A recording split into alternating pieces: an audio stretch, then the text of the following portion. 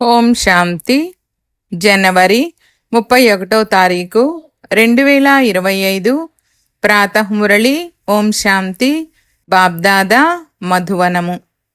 ఈరోజు మధుర మహావాక్యాలు బాబా చెప్తున్నారు.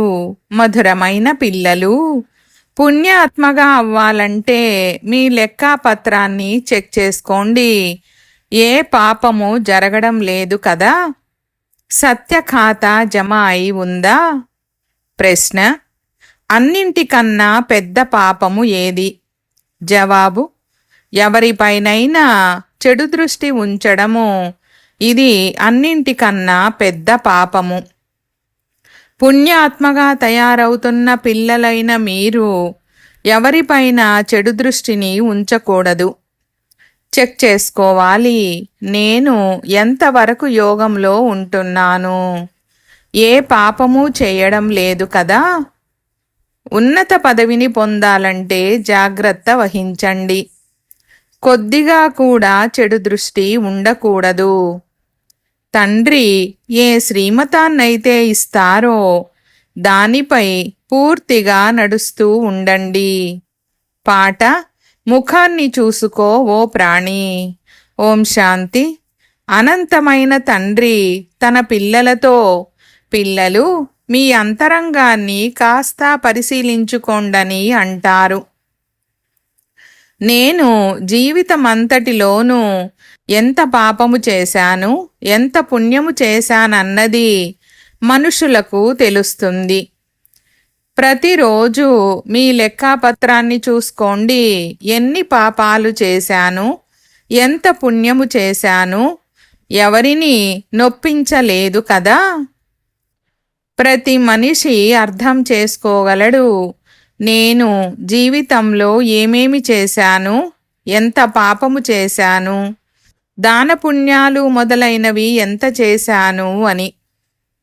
మనుషులు యాత్రలకు వెళ్ళినప్పుడు దానపుణ్యాలు చేస్తారు. ప్రయత్నించి పాపాలు చేయకుండా ఉంటారు. తండ్రి పిల్లలనే అడుగుతున్నారు, ఎన్ని పాపాలు చేశారు, ఎంత పుణ్యము చేశారు? ఇప్పుడు పిల్లలైన మీరు పుణ్యాత్మగా అవ్వాలి. ఏ పాపము చెయ్యకూడదు. పాపాలు కూడా అనేక రకాలవి ఉంటాయి.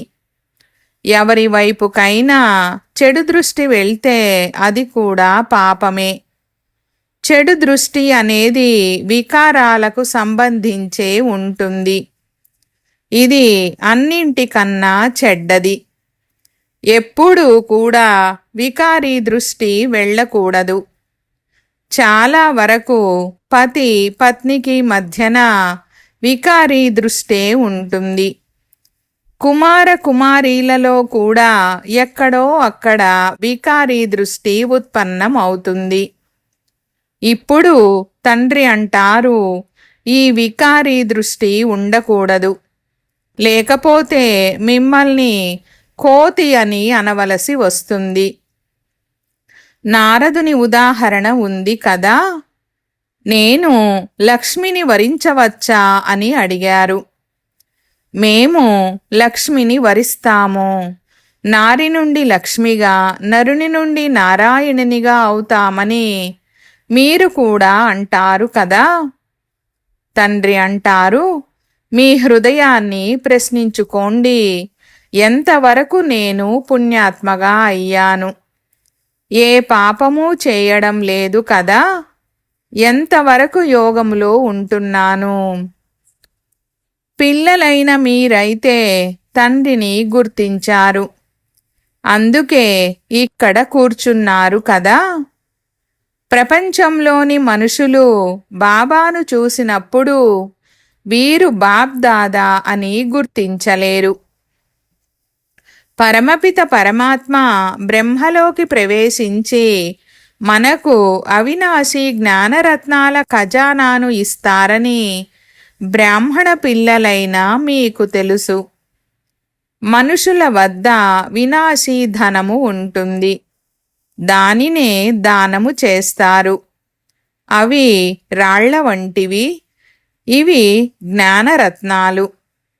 జ్ఞానసాగరుడైన తండ్రి వద్దనే రత్నాలు ఉన్నాయి. ఈ ఒక్కొక్క రత్నము లక్షల రూపాయల విలువైనది. రత్నాకరుడైన తండ్రి నుండి జ్ఞానరత్నాలను ధారణ చేసి తిరిగి ఆ రత్నాలను దానము చెయ్యాలి. ఎవరు ఎంతగా తీసుకుంటారో మరియు ఇస్తారో వారు అంత ఉన్నత పదవిని పొందుతారు. తండ్రి అర్థం చేయిస్తున్నారు, మీ లోపల చూసుకోండి, నేను ఎన్ని పాపాలు చేశాను. ఇప్పుడిక ఏ పాపము జరగడం లేదు కదా. కొద్దిగా కూడా చెడు దృష్టి ఉండకూడదు. తండ్రి ఏ శ్రీమతాన్నైతే ఇస్తారో దానిపై పూర్తిగా నడుస్తూ ఉండాలి. ఆ జాగ్రత్త వహించాలి. మాయా తుఫానులు వచ్చినా కానీ కర్మేంద్రియాల ద్వారా ఏ చెడు వికర్మలు చెయ్యకూడదు. ఎవరి వైపైనా చెడు దృష్టి వెళ్తే వారి ఎదురుగా నిలబడకూడదు. వెంటనే అక్కడి నుండి వెళ్ళిపోవాలి. వీరికి చెడు దృష్టి ఉందని తెలిసిపోతుంది. ఒకవేళ ఉన్నత పదవిని పొందాలంటే చాలా జాగ్రత్తగా ఉండాలి. చెడు దృష్టి ఉంటే చేతులు లేనివారిగా, కాళ్ళు లేనివారిగా అయిపోతారు. తండ్రి ఏ శ్రీమతాన్నైతే ఇస్తారో దానిపై నడవాలి. తండ్రిని పిల్లలే గుర్తించగలరు. ఒకవేళ బాబా ఎక్కడికైనా వెళ్తే బాబ్దాదా వచ్చారని పిల్లలు మాత్రమే అర్థం చేసుకోగలరు.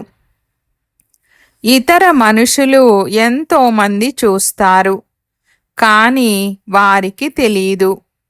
వీరు ఎవరు అని ఎవరైనా అడిగినా కూడా వీరు బాబ్దాదా అని చెప్పండి. బ్యాడ్జ్ అయితే అందరి వద్ద తప్పకుండా ఉండాలి.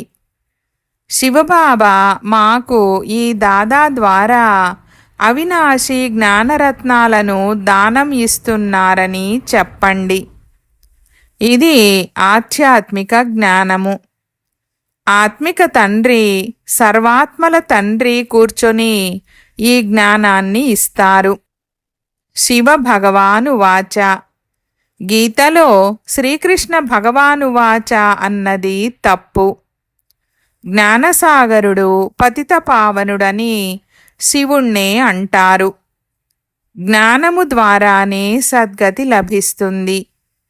ఇవి అవినాశి జ్ఞానరత్నాలు. సద్గతి దాత ఒక్క తండ్రి మాత్రమే. ఈ పదాలన్నింటినీ పూర్తిగా గుర్తుంచుకోవాలి.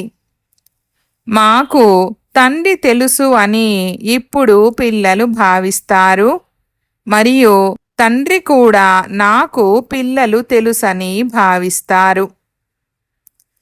వీరందరూ నా పిల్లలే, కానీ నన్ను తెలుసుకోలేరని తండ్రైతే అంటారు కదా. భాగ్యములో ఉంటే మున్ముందు తెలుసుకుంటారు. ఒకవేళ బాబా ఎక్కడికైనా వెళ్తే వీరు ఎవరని ఎవరైనా అడిగితే తప్పకుండా శుద్ధ భావనతోనే అడుగుతారు. అప్పుడు వీరు బాబ్దాదా అని చెప్పండి. అనంతమైన తండ్రి నిరాకారుడు. వారు ఎప్పటి వరకైతే సాకారములోకి రారో అప్పటి వరకు వారసత్వము ఎలా లభిస్తుంది? కావున శివబాబా ప్రజాపిత బ్రహ్మ ద్వారా దత్తత తీసుకొని వారసత్వాన్ని ఇస్తారు. వీరు ప్రజాపిత బ్రహ్మ మరియు వీరు బీకేలు, చదివించేవారు జ్ఞానసాగరుడు. వారి నుండే వారసత్వము లభిస్తుంది. ఈ బ్రహ్మ కూడా చదువుకుంటారు. వీరు బ్రాహ్మణుడి నుండి మళ్ళీ దేవతగా అవ్వనున్నారు. ఇది అర్థం చేయించడం ఎంత సహజము. ఎవరికైనా బ్యాడ్జిపై అర్థం చేయించడం మంచిది. నన్ను స్మృతి చేసినట్లయితే మీ వికర్మలు వినాశనమవుతాయని బాబా చెప్తున్నారని చెప్పండి. పావనంగా తయారై పావన ప్రపంచంలోకి వెళ్ళిపోతారు. వీరు పతిత పావనుడైన తండ్రి కదా. మనము పావనంగా తయారయ్యేందుకు పురుషార్థము చేస్తున్నాము. వినాశన సమయము వచ్చినప్పుడు మన చదువు పూర్తయిపోతుంది. ఇది అర్థం చేయించడం ఎంత సహజము. ఎవరైనా ఎక్కడైనా వెళ్తూ ఉన్నా సరే బ్యాడ్జిని మీతో పాటు ఉండాలి. ఈ బ్యాడ్జితో పాటు ఒక చిన్న కరపత్రము కూడా ఉండాలి. అందులో ఇలా రాసి ఉండాలి: భారత్లోకి తండ్రి వచ్చి మళ్ళీ ఆది సనాతన దేవీ దేవతా ధర్మాన్ని స్థాపన చేస్తున్నారు. మిగిలిన అనేక ధర్మాలన్నీ ఈ మహాభారత యుద్ధము ద్వారా కల్పపూర్వము వలె డ్రామా ప్లాన్ అనుసారంగా అంతమైపోతాయి. ఇటువంటి కరపత్రాలు 2-4 లక్షలు ముద్రించబడి ఉండాలి. తద్వారా ఎవరికైనా కరపత్రాలను ఇవ్వవచ్చు. పైన త్రిమూర్తి చిత్రము ఉండాలి. ఇంకొక వైపు సెంటర్ల చిరునామాలు ఉండాలి. పిల్లలకు రోజంతా సేవా ఆలోచనలు నడుస్తూ ఉండాలి. పిల్లలు పాట విన్నారు. ఈరోజు మొత్తములో మా అవస్థ ఎలా ఉందని రోజు మీ లెక్కాపత్రాన్ని చూసుకోవాలి. రోజు రాత్రివేళ తమ రోజంతటి లెక్కను కూర్చొని రాసుకునే వారిని ఎంతో మందిని బాబా చూశారు. ఏ చెడు పని చెయ్యలేదు కదా అని వారు చెక్ చేసుకుంటారు. మొత్తం రాస్తారు. మంచి జీవిత చరిత్ర రాసి ఉన్నట్లయితే తర్వాత వారు కూడా దానిని చదివి నేర్చుకుంటారని భావిస్తారు. ఇలా రాసుకునేవారు మంచి వ్యక్తులే ఉంటారు. కానీ అందరూ వికారులుగానే ఉంటారు. ఇక్కడైతే ఆ విషయము లేదు. మీరు మీ లెక్కాపత్రాన్ని రోజు చూసుకోండి. తర్వాత బాబా వద్దకు దానిని పంపించాలి. అప్పుడు ఉన్నతి బాగుంటుంది మరియు భయము కూడా ఉంటుంది. అంతా స్పష్టంగా రాయాలి. ఈరోజు నాకు చెడు దృష్టి కలిగింది, ఇలా జరిగింది, అలా జరిగింది అని. ఎవరైతే ఇతరులకు దుఃఖాన్ని ఇస్తారో వారిని బాబా దుఃఖమిచ్చేవారని అంటారు. జన్మ జన్మాంతరాల పాపాలు మీ తలపై ఉన్నాయి. ఇప్పుడు మీరు స్మృతి బలముతో పాపాల భారాన్ని దించుకోవాలి. అందుకే రోజూ చూసుకోవాలి, నేను రోజంతటిలో ఎవరికి దుఃఖాన్ని ఇవ్వలేదు కదా. దీని వలన పాపము తయారవుతుంది. తండ్రి అంటారు, పిల్లలు ఎవరికి దుఃఖాన్ని ఇవ్వకండి. స్వయాన్ని పూర్తిగా చెక్ చేసుకోండి. నేను ఎంత పాపము చేశాను, ఎంత పుణ్యము చేశాను. ఎవరు కలిసినా అందరికీ ఈ మార్గము తప్పకుండా చెప్పవలసిందే. తండ్రిని స్మృతి చేయాలి మరియు పవిత్రంగా అవ్వాలని అందరికీ చాలా ప్రేమగా చెప్పండి. గృహస్థ వ్యవహారములో ఉంటూ కమల పుష్ప సమానంగా పవిత్రంగా అవ్వాలి. మీరు సంగమములో ఉన్నా కానీ ఇదైతే రావణ రాజ్యమే కదా. ఈ మాయావి విషయ వైతరిణి నదిలో ఉంటూ కమల పుష్ప సమానంగా పవిత్రంగా అవ్వాలి. కమల పుష్పము ఎన్నో పిల్ల మొక్కలు కలిగి ఉంటుంది. అయినా అది నీటికి పైనే ఉంటుంది. అది గృహస్థి. అది ఎన్నింటినో పుట్టిస్తుంది. ఈ ఉదాహరణ మీ కొరకు కూడా ఉంది. మీరు వికారాల నుండి దూరంగా ఉండండి. ఈ ఒక్క జన్మ పవిత్రంగా ఉంటే ఇక అది అవినాశి అయిపోతుంది. మీకు తండ్రి అవినాశి జ్ఞానరత్నాలను ఇస్తారు. మిగిలినవన్నీ రాళ్లే. వారందరూ భక్తి విషయాలనే వినిపిస్తారు. జ్ఞానసాగరుడు పతితపావనుడు అయితే ఒక్కరే.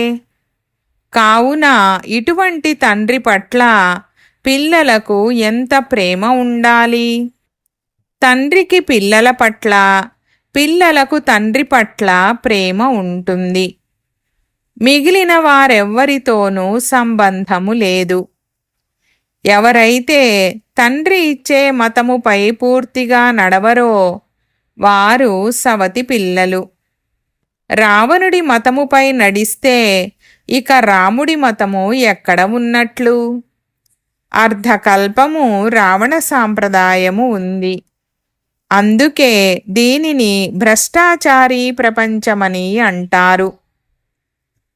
ఇప్పుడు మీరు మిగిలినవన్నీ వదిలి ఒక్క తండ్రి మతముపై నడవాలి. బీకే యొక్క మతము లభించినా ఆ మతము సరైనదా కాదా అని చెక్ చేయవలసి ఉంటుంది. పిల్లలైన మీకు తప్పొప్పుల జ్ఞానము కూడా ఇప్పుడే లభించింది. ఎప్పుడైతే సత్యమైన వారు వస్తారో అప్పుడే తప్పొప్పుల గురించి తెలియజేయగలరు. తండ్రి అంటారు, మీరు అర్ధకల్పము ఈ భక్తి మార్గపు శాస్త్రాలను విన్నారు. ఇప్పుడు నేను మీకు ఏదైతే వినిపిస్తున్నానో అది రైటా లేక అవి రైటా? ఈశ్వరుడు సర్వవ్యాపి అని వారు అంటారు. నేనేమో నేను మీ తండ్రినని అంటాను. ఇప్పుడు ఎవరిది రైట్ అనేది జడ్జి చేయండి. ఇది కూడా పిల్లలకే అర్థం చేయించడం జరుగుతుంది కదా. ఎప్పుడైతే బ్రాహ్మణులుగా అవుతారో అప్పుడు అర్థం చేసుకుంటారు. రావణ సాంప్రదాయము వారైతే చాలామంది ఉన్నారు. మీరు చాలా తక్కువ మంది ఉన్నారు. అందులోనూ నెంబరు వారుగా ఉన్నారు. ఒకవేళ ఏదైనా చెడు దృష్టి ఉన్నా వారిని రావణ సాంప్రదాయులని అంటారు. ఎప్పుడైతే దృష్టి పూర్తిగా పరివర్తన చెంది దివ్యంగా మారుతుందో అప్పుడు వారు రామ సాంప్రదాయులుగా భావించబడతారు. తమ అవస్థ ద్వారా ప్రతి ఒక్కరూ అర్థం చేసుకోగలరు కదా. ఇంతకు ముందైతే జ్ఞానము లేదు. ఇప్పుడు తండ్రి మార్గాన్ని తెలియజేశారు. కావున చూసుకోవాలి, నేను అవినాశి జ్ఞానరత్నాల దానాన్ని చేస్తూ ఉంటానా? భక్తులు వినాశీ ధనాన్ని దానం చేస్తారు. ఇప్పుడు మీరు అవినాశీ ధనాన్ని దానం చేయాలి, అంతేగాని వినాశీ ధనాన్ని కాదు. ఒకవేళ వినాశీ ధనము ఉన్నట్లయితే దానిని అలౌకిక సేవలో ఉపయోగిస్తూ వెళ్ళండి. పతితులకు దానం చేయడం వలన పతితులుగానే అయిపోతారు. ఇప్పుడు మీరు మీ ధనాన్ని దానం చేస్తే దానికి ప్రతిఫలము 21 జన్మల కొరకు కొత్త ప్రపంచంలో లభిస్తుంది. ఈ విషయాలన్నీ అర్థం చేసుకోవలసినవి. బాబా సేవ యొక్క యుక్తులను కూడా తెలియజేస్తూ ఉంటారు. అందరిపైన దయ చూపించండి. పరమపిత పరమాత్మ బ్రహ్మ ద్వారా స్థాపన చేస్తారని గానం చేయబడింది కూడా. కానీ అర్థాన్ని అర్థం చేసుకోరు. పరమాత్ముడినే సర్వవ్యాపి అనేశారు. పిల్లలు సేవా అభిరుచిని చాలా బాగా పెట్టుకోవాలి. ఇతరుల కళ్యాణము చేస్తే స్వయం యొక్క కళ్యాణము కూడా జరుగుతుంది. రోజురోజుకు బాబా చాలా సహజము చేస్తూ ఉంటారు. ఈ త్రిమూర్తి చిత్రమైతే చాలా మంచిది.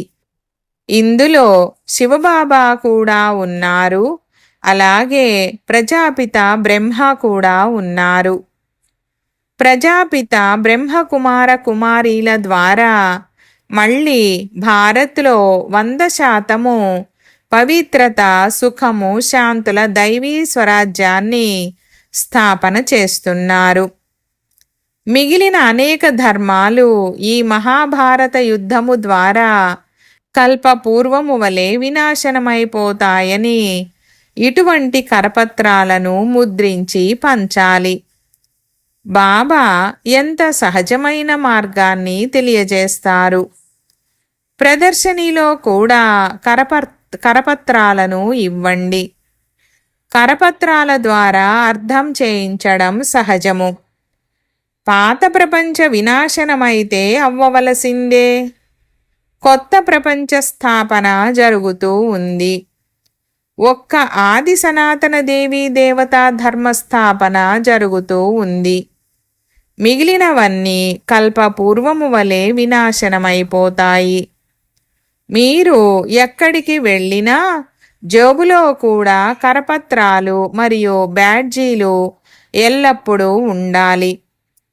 క్షణములో జీవన్ముక్తని గానం చేయబడింది. వీరు తండ్రి, వీరు దాదా అని చెప్పండి. ఆ తండ్రిని స్మృతి చేయడము ద్వారా ఈ సత్యయుగ దేవతా పదవిని పొందుతారు. పాత ప్రపంచ వినాశనము, కొత్త ప్రపంచ స్థాపన. కొత్త ప్రపంచమైన విష్ణుపురిలో మళ్ళీ వీరి రాజ్యం ఉంటుంది. ఎంత సహజము! తీర్థయాత్రలు మొదలైన చోట్లకు మనుషులు వెళ్తారు. ఎన్ని ఎదురు దెబ్బలు తింటారు! ఆర్య సమాజము వారు మొదలైన వారు కూడా ట్రైన్ నిండుగా వెళ్తారు. దీనిని ధర్మము పేరు మీద ఎదురు దెబ్బలని అంటారు. కానీ వాస్తవానికి ఇది అధర్మము పేరు మీద ఎదురు దెబ్బలు. ధర్మము పేరు మీదనైతే ఇలా ఎదురు దెబ్బలు తినవలసిన అవసరం లేదు. మీరైతే చదువును చదువుకుంటున్నారు. భక్తి మార్గములో మనుషులు ఏమేమి చేస్తూ ఉంటారు? ముఖాన్ని చూసుకో ప్రాణి అని పిల్లలు పాటలో కూడా విన్నారు. ముఖాన్ని ఈ రకంగా మీరు తప్ప ఇంకెవ్వరూ చూసుకోలేరు. భగవంతునికి కూడా మీరు చూపించవచ్చు. ఇవి జ్ఞానము యొక్క విషయాలు. మీరు మనుషుల నుండి దేవతలుగా, పాపాత్ముల నుండి పుణ్యాత్ములుగా అవుతారు. ప్రపంచానికి ఈ విషయాల గురించి అసలు తెలీదు. ఈ లక్ష్మీనారాయణులు స్వర్గానికి యజమానులుగా ఎలా అయ్యారు ఇది ఎవ్వరికీ తెలీదు.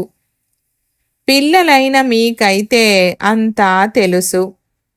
ఎవరి బుద్ధికైనా బాణము తగిలితే వారి నావ తీరానికి చేరుకుంటుంది. అచ్చా मीठे मीठे सिकीलधे बच्चों प्रति मात पिता बाप दादा का याद प्यार और गुड मॉर्निंग। रूहानी बाप की रूहानी बच्चों को नमस्ते।